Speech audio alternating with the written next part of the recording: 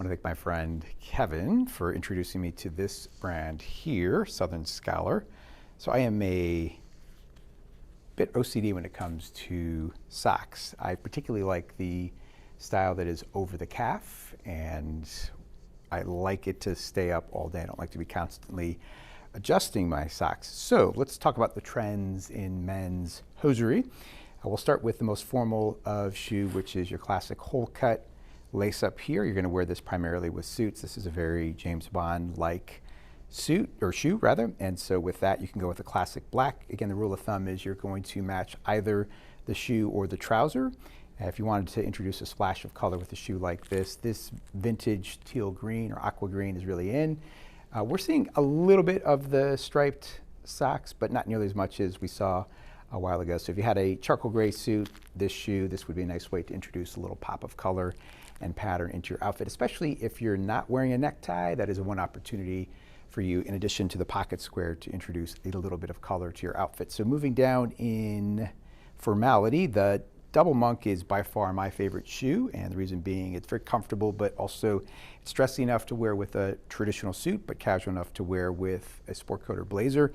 You can even rock these with a nice pair of jeans. If you were putting together socks with this chocolate brown, this would be an easy option. If you want a little pop of color, a little stripe, you could go with something like this, especially if you're wearing a blue or a lighter blue colored suit.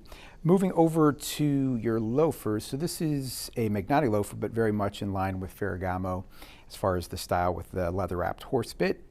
You can wear a traditional sock with this, like this would be a cool look if you had a blue trouser on, but I generally prefer the look of a no-show sock or a ghost sock. And so it doesn't really matter what color this is because you're generally not going to see it with the loafer, but I tend to like this, especially as we head into the warmer months.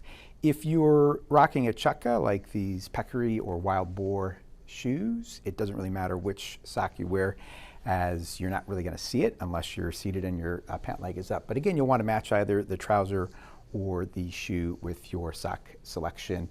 The least formal of the shoes are these dress sneakers. This is a really beautiful hand burnished blue with leather, calfskin, and some suede in it. And again, I would suggest with something like this, you don't really want to see the sock. It's a little bit too dressy for this style. So you can go with the no-show, and if you want to have a little bit of fun, the ghost socks do come in these fun patterns right there. So again, especially if you're not wearing neckties, the socks are a great opportunity for you to reflect a little bit of your style in your wardrobe game. Happy dressing, my friends.